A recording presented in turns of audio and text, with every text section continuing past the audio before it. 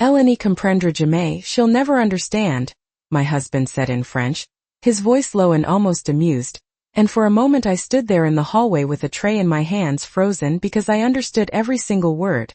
I didn't move, not even when the tea in the cups began to tremble slightly from the way my hands were shaking, because the next sentence was worse, softer, and far more deliberate.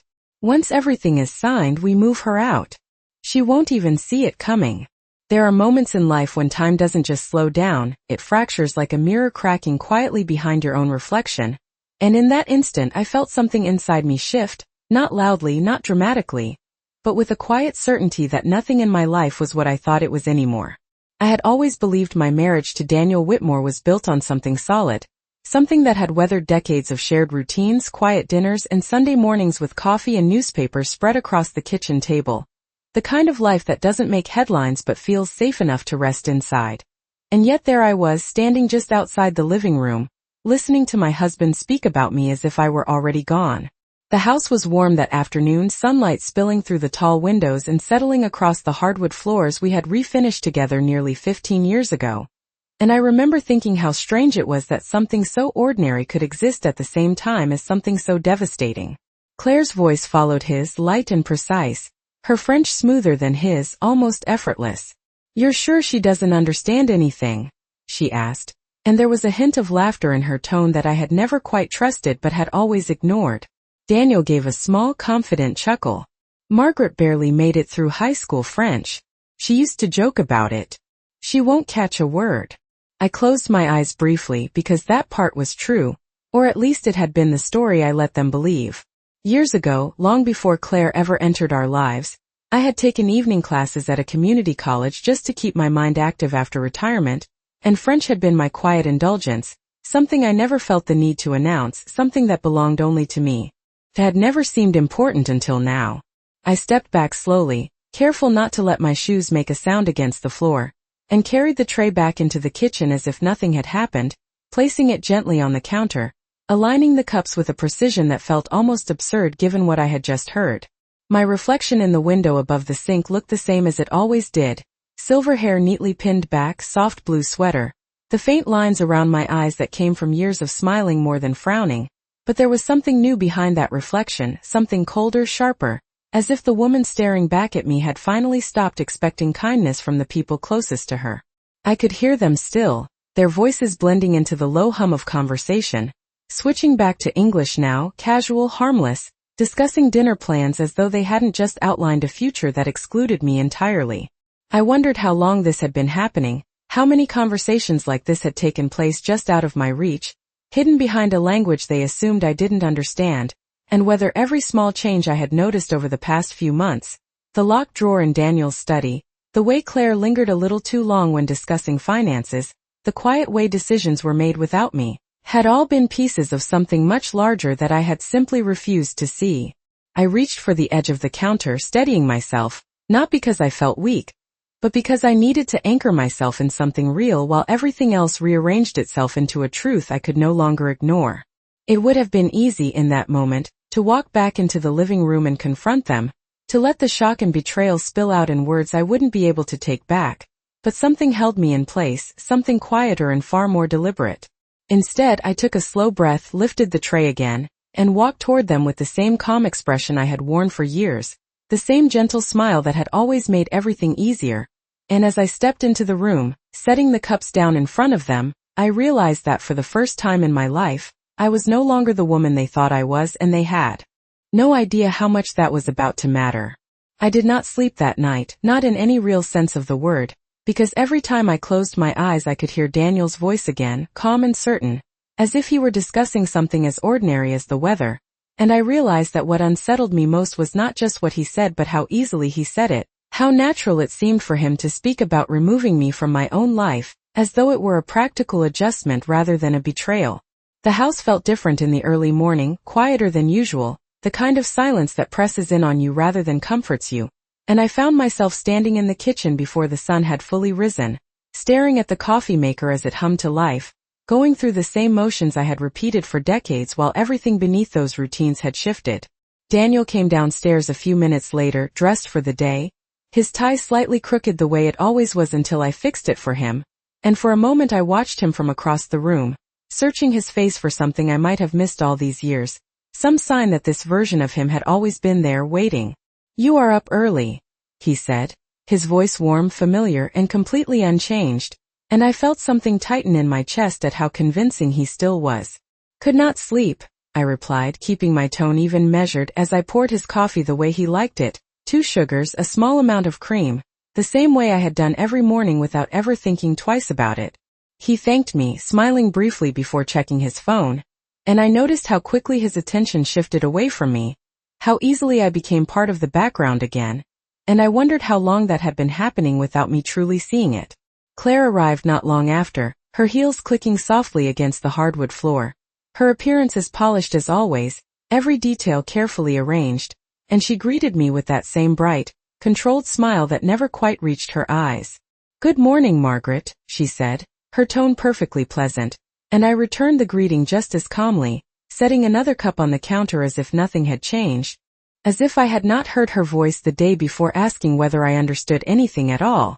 They spoke mostly in English that morning, about schedules and errands and things that sounded ordinary on the surface, but now every word felt layered, every glance exchanged between them carrying a meaning I had not been meant to notice, and I found myself listening more carefully than I ever had before, paying attention to pauses, to the way Claire would tilt her head slightly before speaking, to the way Daniel would avoid certain topics altogether. It was in those small gaps, those quiet spaces between sentences, that something else lived, something deliberate and hidden, and I began to understand that whatever plan they had discussed was not new, not something decided in a single afternoon, but something that had been building slowly, carefully, while I continued to believe that my place in this home was secure. After breakfast, Daniel retreated to his study, closing the door behind him in a way that felt more intentional than usual, and Claire lingered in the kitchen, scrolling through her phone, her expression briefly dropping into something sharper when she thought I was not looking. I moved about the room with quiet purpose, rinsing cups, wiping down counters, allowing the rhythm of simple tasks to steady my thoughts, because I knew that whatever came next would require more than emotion, it would require clarity. At one point, Claire stepped outside to take a call, and as the door closed behind her, I caught a few words in French, quick and low, too fragmented to fully understand but enough to confirm that the language had become their shield, their way of speaking freely in a house they believed I could not interpret. I did not follow her, did not lean closer to listen because I no longer needed to prove anything to myself. I already knew enough. Instead, I dried my hands carefully and stood still for a moment, letting the quiet settle around me, and in that stillness, I began to see the past more clearly, not as a series of isolated moments but as a pattern I had overlooked, every small decision that excluded me, every financial conversation redirected away from my presence, every time I had been reassured that everything was handled, that I did not need to worry. I had trusted that reassurance because it came from the people closest to me, because it felt easier to believe in stability than to question it, and now I understood that trust had been the very thing that allowed this to happen. When Claire came back inside, she smiled again, that same practiced expression, and asked if I needed anything from the store later, and I shook my head gently, thanking her, maintaining the same calm demeanor that had always defined me, because there was no reason for her to suspect that anything had changed. But something had changed deeply and permanently, and as I watched her move through the kitchen as if she belonged there, as if everything already belonged to her, I realized that whatever they believed they had planned, whatever outcome they expected, they had made one critical mistake. They had assumed I would remain exactly as I had always been, quiet, trusting, and unaware. And for the first time, I understood that my silence did not have to mean ignorance. Could mean something else entirely.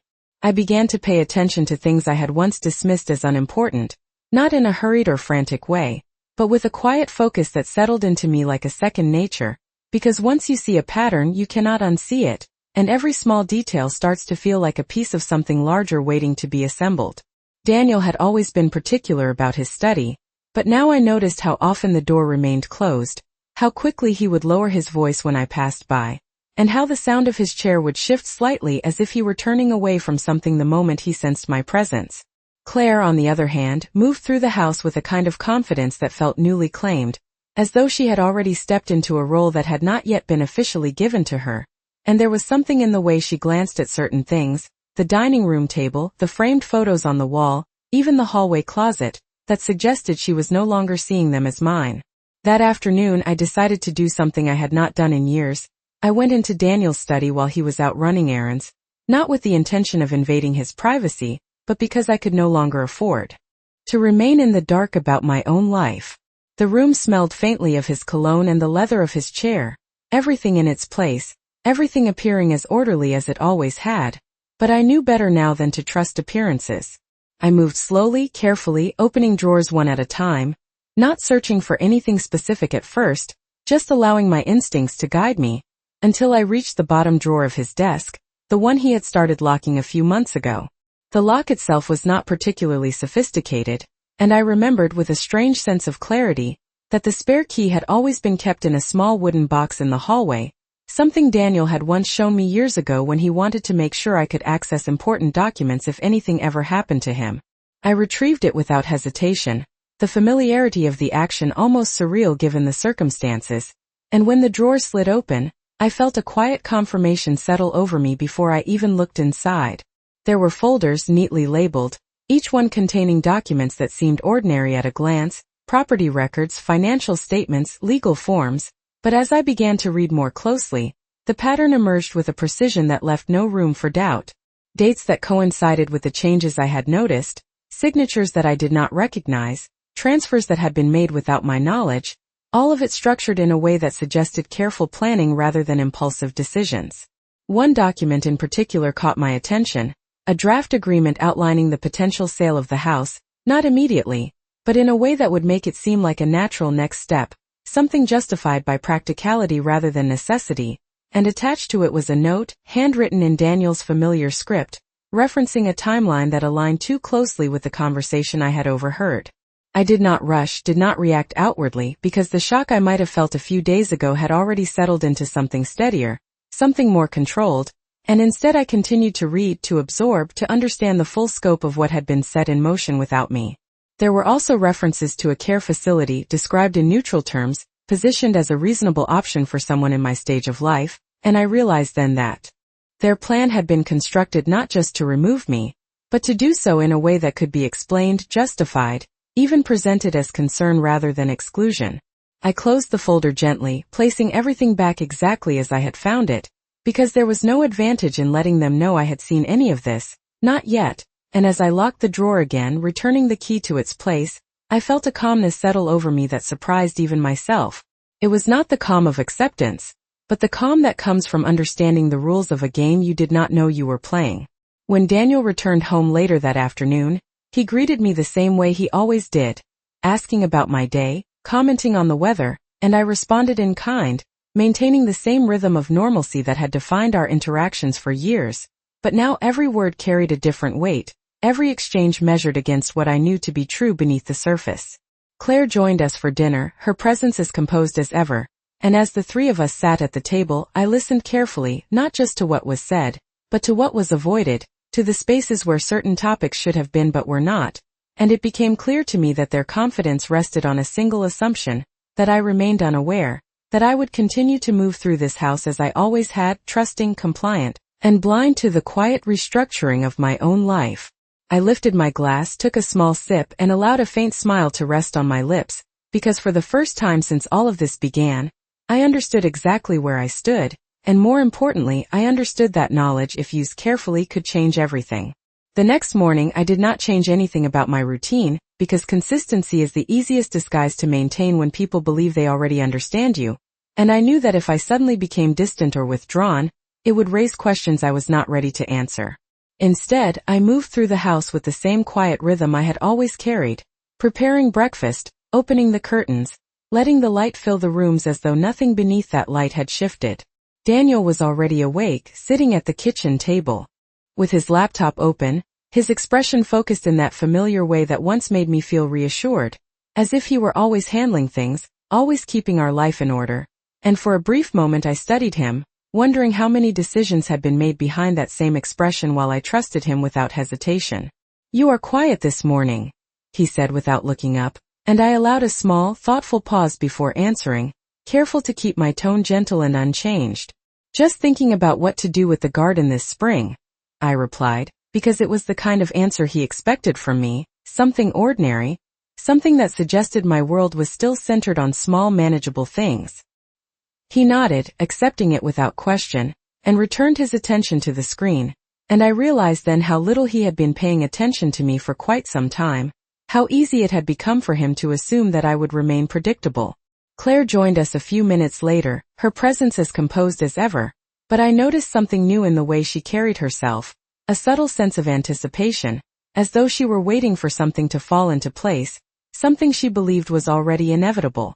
"We were actually talking about making a few changes around the house," she said casually, pouring herself coffee, her voice light but deliberate, and I felt the weight of those words settle quietly between us. I turned to her with a polite smile, tilting my head slightly in a way that suggested curiosity rather than suspicion. "Oh," I asked, keeping my voice soft, inviting her to continue. She glanced briefly at Daniel before speaking again, and that small exchange of looks told me more than her words ever could. "Just small things," she said. "Decluttering. Maybe updating a few spaces to make everything more efficient." Efficient. The word lingered in my mind not because of what it meant on the surface, but because of what it implied beneath it, a restructuring, a shift in ownership, a quiet preparation for something that would eventually exclude me entirely. "That sounds nice," I said, nodding gently, as if I were simply agreeing with a harmless suggestion, and I could feel the subtle shift in their posture, the ease that came from believing I was still unaware, still uninvolved. After breakfast, Daniel mentioned he had a meeting in town, and Claire said she would be running a few errands, and I watched them leave with the same calm expression I had practiced over the past few days, waiting until the sound of the car faded completely before allowing myself to move differently, more deliberately. I did not return to the study this time, because I already knew what was there, and repeating the same action would serve no purpose. Instead, I walked through the house slowly, room by room, not as someone who lived there out of habit, but as someone who was beginning to see it with new clarity, noticing what had been touched, what had been subtly rearranged, what no longer felt entirely mine. In the hallway closet, a box of old documents had been shifted, its position slightly off from where I remembered placing it months ago, and when I opened it I found nothing missing, but the papers had been moved just enough to suggest someone else had been looking through them. In the living room, a framed photograph of Daniel and me from years ago had been repositioned, angled differently, as though it no longer held the same significance it once did, and I found myself standing there for a moment longer than necessary, studying the image, trying to reconcile the man beside me in that photograph with the man who now spoke about me in a language he believed I could not understand. By the time I reached the back of the house, I felt something settle inside me, not anger, not even sadness in the way I might have expected, but a quiet determination that felt far more stable than either of those emotions. They believed they were guiding events toward a conclusion, that everything was unfolding according to their plan, but they had overlooked something essential, the fact that I was no longer reacting to what was happening, I was observing it, learning from it, and preparing in a way they could not yet see. When I returned to the kitchen, I stood by the window for a moment, watching the empty driveway, and I allowed myself a single, measured breath, not to steady myself, but to acknowledge the shift that had already taken place. I was no longer waiting for answers, I was no longer hoping for explanations because I already had what I needed, and whatever came next would not be decided by them alone. The following day, I did something I had not done in years. I left the house without telling Daniel or Claire where I was going, not out of defiance, but because for the first time, I understood that not everything needed to be shared, not every movement needed to be explained, and that realization alone felt like stepping into a different version of my life. The morning air was cool, the kind that carries a quiet clarity, and as I drove through familiar streets, I noticed how different everything seemed when I was not distracted by routine, how the same places could feel unfamiliar simply because my perspective had shifted. I parked outside a modest brick building downtown, one I had passed countless times without ever needing to enter, and for a moment I sat in the car, my hands resting lightly on the steering wheel, considering the weight of what I was about to do, not with hesitation, but with a careful awareness of its significance. Inside, the office was calm, organized, the kind of environment that suggests discretion and patience, and when I gave my name at the front desk, I saw a flicker of recognition in the receptionist's eyes before she nodded and asked me to wait.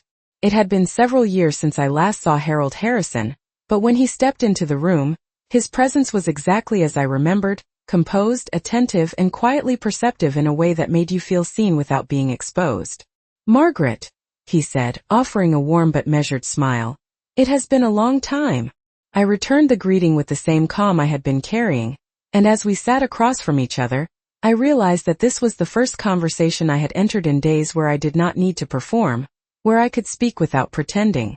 "I need to understand something," I said, choosing my words carefully, because I had learned that clarity mattered more than emotion, and I need to do it without anyone else knowing. He did not interrupt, did not ask unnecessary questions, and that alone reassured me more than any immediate answer could have. Instead, he listened, his expression steady, as I described what I had found, not in dramatic terms, but in facts, in observations, in the quiet accumulation of details that had led me to this point. When I finished, there was a brief silence, not uncomfortable, but deliberate, as though he were placing each piece into its proper context before responding.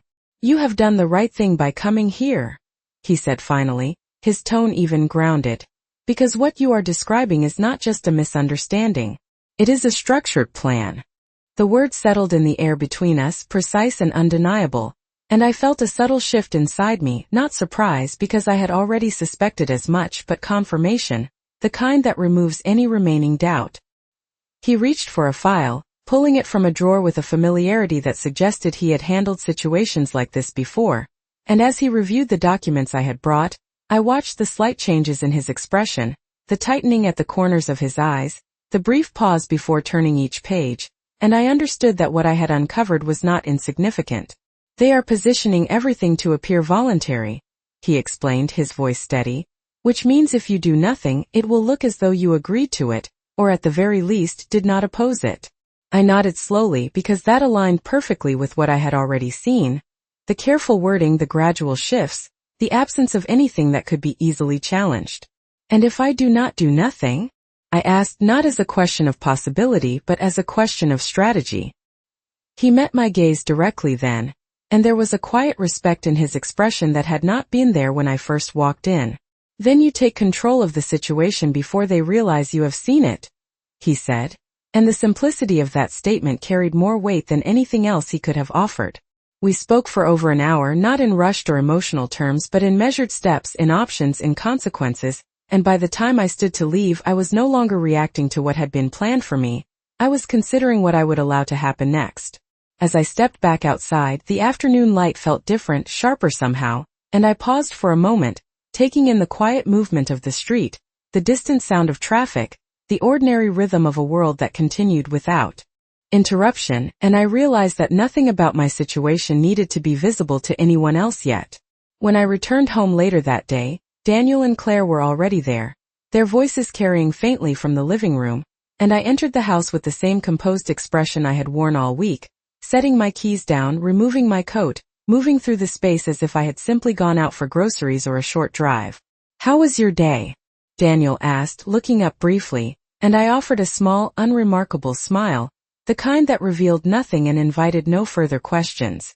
"Productive," I said, and as I met his eyes for just a second longer than usual, I understood something with complete clarity. Whatever they believed they had planned was still in motion, but for the first time I was no longer part of that plan in the way they expected, and they had no idea how much that was about to matter. The next few days passed slowly, and I moved through them with a steady purpose, each action deliberate, each moment controlled, as if I were simply playing my part in a life I had once thought was mine. The house seemed quieter than before, though nothing had changed in the physical sense. Daniel still woke early, still sat at the kitchen table with his coffee, still greeted me with that same familiarity, but I could no longer ignore the distance between us, a distance that was now defined by the knowledge I carried with me, a knowledge he still believed I was unaware of. Claire's presence seemed to grow more pronounced as the days went by, though she never spoke of anything directly, always leaving her words wrapped in the thin veil of civility, as if she were waiting for something to unfold that I had no say in. I began to notice the small things again, the way she would touch certain objects when she passed them, the way she would glance at Daniel when they spoke, as if their conversations were being carefully curated for my benefit. But none of it seemed to matter to me anymore. I had stepped into a different place, a place where their plans no longer held power, where I could see the threads they had tried to weave around me. I made sure to keep my routine. Consistent, but each day I found myself growing more confident in my ability to move through this, to keep my own counsel, and to make decisions without needing anyone's approval. It was a strange, quiet strength, and I knew it was only a matter of time before it would be put to the test. The turning point came one evening after dinner, when Daniel casually mentioned that he had set up a meeting with the real estate agent for the following week. His words were casual, but there was an undertone to them, a tone that suggested he believed this was already a done deal. "I've scheduled the meeting for Wednesday," he said, looking up at me from his place at the table, his eyes meeting mine with a steady, almost rehearsed calm. "The agent's going to take a look at the house and let us know what it's worth. We'll need to make decisions soon." I nodded, though inside I could feel the tension rise. I had already made my decision, but I needed them to make theirs. I needed them to believe they had control, to think they were still guiding this process. I smiled, a small, pleasant smile, and responded in the same calm, measured tone.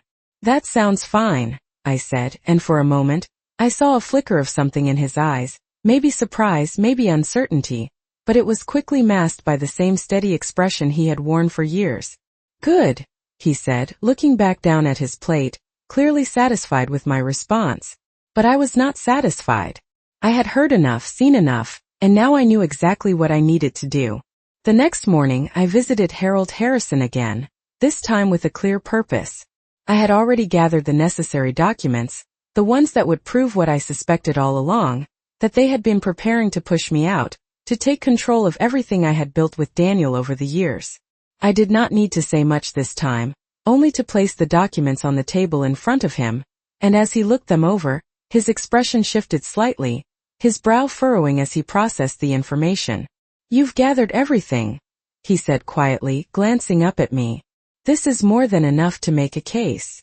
I nodded, though part of me already knew that the case wasn't what mattered. What mattered was how I played my next move, how I made them realize that they had underestimated me.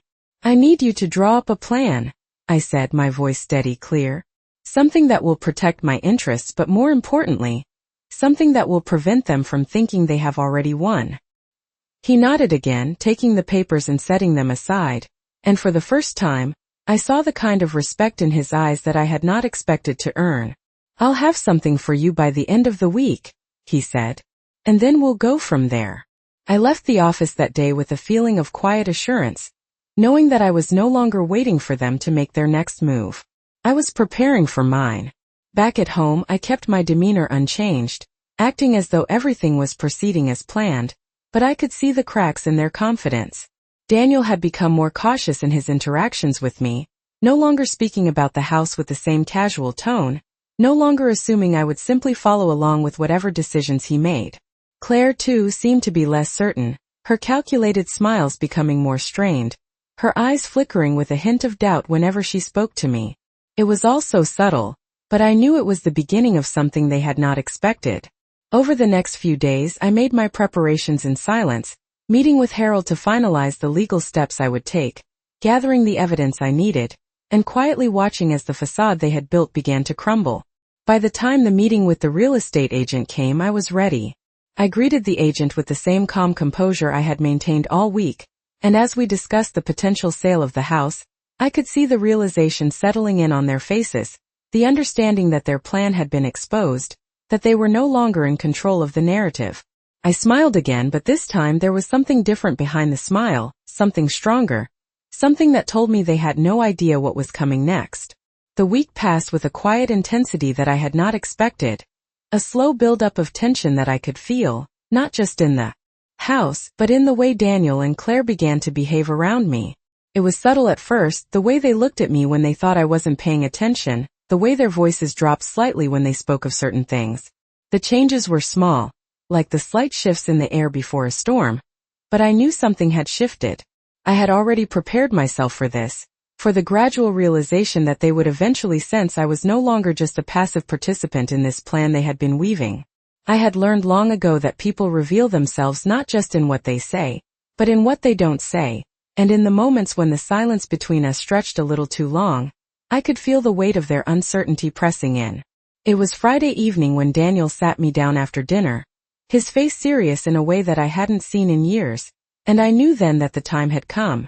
Margaret, he began, his voice quieter than usual, there are some decisions we need to make about the house. I looked at him, the same calm expression on my face that I had been wearing all week, and I nodded slowly, inviting him to continue. We've been discussing it, Claire and I, and we think it might be time to make some changes, he said, his words measured, as though he were carefully choosing each one. I could see the slight nervousness in his eyes, the way his hands tightened around his glass, and I realized that, despite the control he believed he had, something had shifted in him too. I don't think it's a good idea for us to stay here anymore, he continued, the words coming out more easily now, as though he had rehearsed them in his mind. We'll be better off moving to something smaller, more manageable. His words hung in the air between us, and for a moment I said nothing, allowing the silence to stretch, to become heavy, until I could feel the weight of it settling in around us. Claire, who had been sitting quietly by his side, looked at me, her expression calm, but there was something new in her eyes, something that hinted at the satisfaction she believed was just around the corner. I agree, she said, her voice smooth, too smooth, as if she were waiting for me to respond in a way that fit the script they had written. It's just a better solution for everyone. I could feel the calmness in my chest, the steadying breath that came from knowing exactly what was happening. They had believed they could push me out, that they could make me disappear into a corner of this house and into the periphery of their lives. But they had underestimated the one thing they never saw coming. My ability to see the truth when it was right in front of me. I understand, I said finally, my voice steady, my words measured, and I could see a flash of surprise in Daniel's eyes, a flicker of confusion, as though he hadn't expected me to agree so easily. But, I continued, I think we need to consider some things before making any decisions. There was a subtle shift in the room as I spoke, the air tightening just a little, and I watched as Daniel's shoulders tensed, the facade of control slipping for just a moment. What do you mean? He asked, his voice laced with a slight edge that wasn't there before. I leaned forward, keeping my gaze steady on both of them, and I could feel the power shift ever so slightly in my favor, like the quiet moment when a tide turns without warning. I mean, we need to make sure that everything is in order, I said, my voice even, that everything is done properly legally. Claire opened her mouth, probably ready to dismiss my suggestion, but I raised my hand slightly, a gentle gesture that silenced her. I've already consulted with Harold Harrison, I said, watching their faces carefully as the words landed. There was a brief flicker of something between them, a flash of recognition, and then a sudden uncomfortable silence. I've made sure everything is in place, all the paperwork, everything that needs to be done, I continued, my tone never wavering. And I'll be making my own decisions about what happens next. I could see the shift in their expressions, the realization that they had no longer been the ones calling the shots. Daniel's eyes darkened slightly, his lips pressing into a thin line, and for a moment, I saw the man I had once known, the one who had been so certain, so confident, now struggling to find his footing. You don't have to do this, he said, his voice low, almost pleading, and I could hear the crack in it, the part of him that still wanted to believe everything could go back to the way it was. We're just trying to make things easier. I shook my head gently, not out of anger, but because I knew that nothing would ever be easy again. You're trying to make things easier for you, I said, my voice calm but firm. But this time it's not just about what you want. The silence stretched again, and I could feel the weight of their expectations, their belief that I would bend, that I would simply accept their plan, their decision. But what they didn't understand was that I had already made my own decision, and now it was their turn to face the consequences of their actions. I stood up slowly, not in defiance, but with the quiet certainty that comes from knowing exactly what comes next. I think we've said enough for tonight, I said, turning toward the door. We'll talk again when you're ready to face the truth. The room behind me was silent, and I could hear the sound of their breathing, the tension thick in the air, but I didn't look back. I had already taken control of the situation, and I knew that nothing would ever be the same again. The days that followed were heavy with an unspoken tension, the kind of silence that settles over a home when the truth has been exposed, but no one quite knows how to react. Daniel and Claire had fallen into an uneasy rhythm, each conversation clipped, each word carefully measured, as if they were waiting for me to reveal my next move. But I didn't. I let them believe they had the upper hand, let them carry on with their daily routines, as though nothing had changed, while I quietly prepared for what would come next. I had already made the necessary arrangements with Harold Harrison. The documents were drawn up and the next steps were clear. But there was one final piece to this puzzle, something I needed to do before I could fully take control.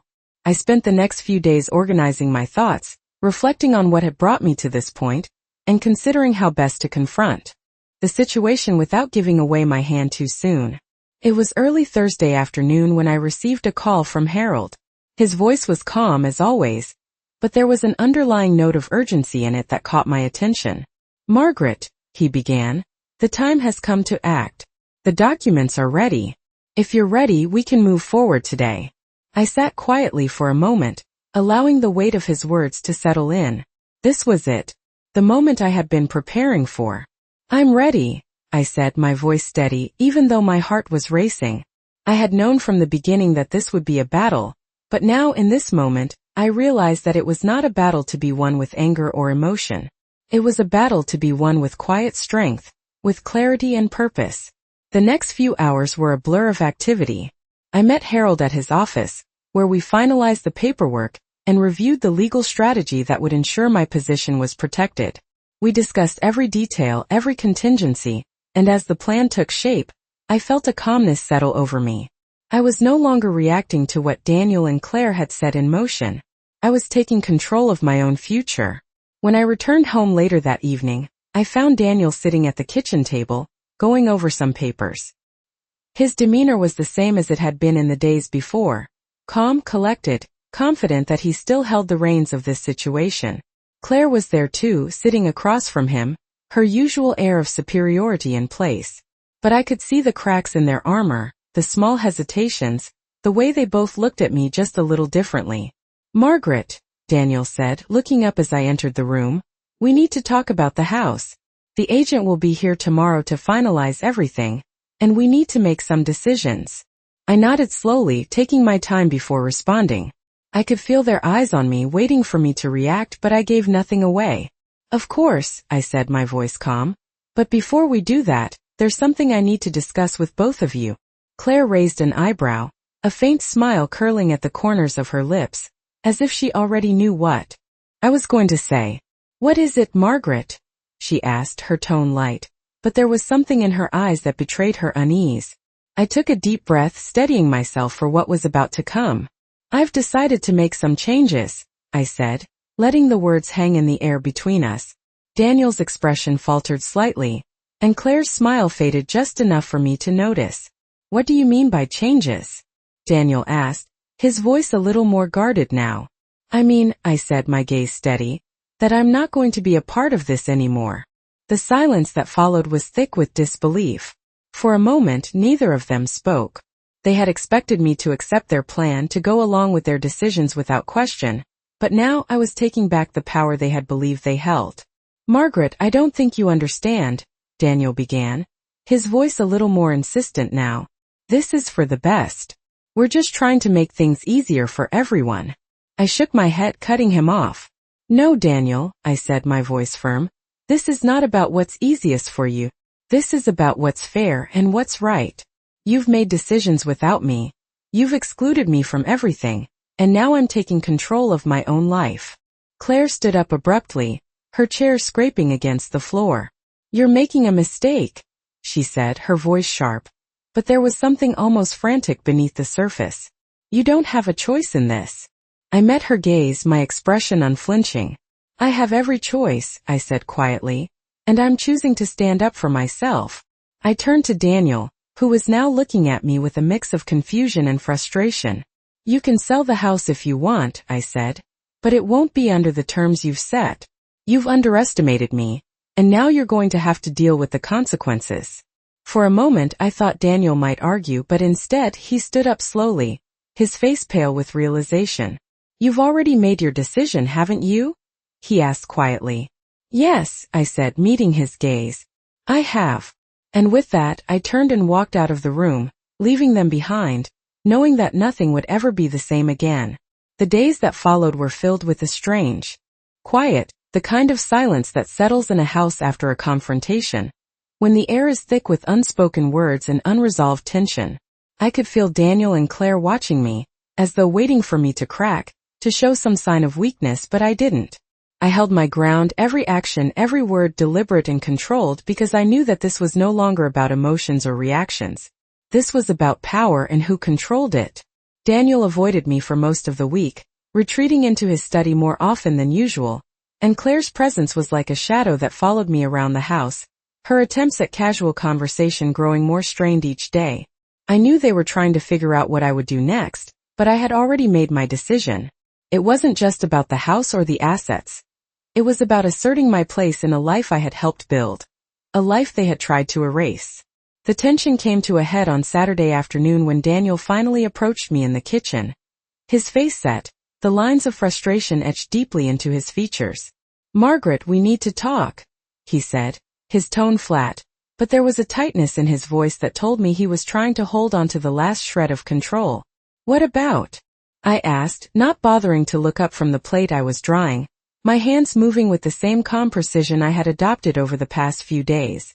"About the house," he replied, his voice more forceful now. "You can't just back out of everything like this. You know we've been planning this for months." I turned to face him then, and for the first time in days, I met his gaze fully, no hint of hesitation in my expression. "I'm not backing out, Daniel," I said quietly. "I'm taking control. You and Claire have made decisions without me, and I've let you. But not anymore." His eyes flickered with something. Anger maybe or disbelief, but he didn't interrupt. "You have no idea how much work we've put into this," he continued, his voice rising just a little. "How much we've sacrificed. We're doing this for everyone's good. You can't just tear everything apart." "I'm not tearing anything apart," I replied, my voice steady. "I'm just making sure that I have a say in what happens next." There was a long silence then, and I could feel the weight of the conversation pressing in on us. It was clear now that Daniel was no longer certain of himself, no longer sure that everything would go according to his plan.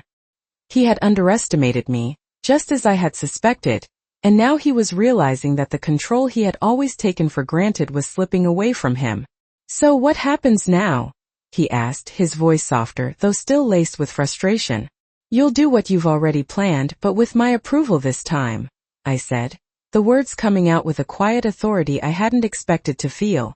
"I'll be taking steps to ensure that my interests are protected, and I expect you to respect that."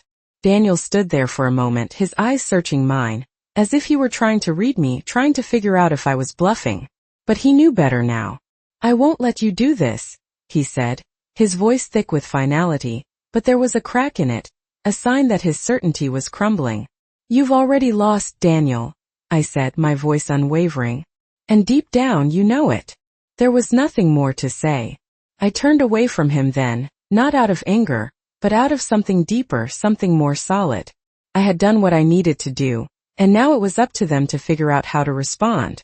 As I walked away I could feel their eyes on me, but I didn't flinch. The battle had already been won, not with loud words or threats, but with quiet resolve.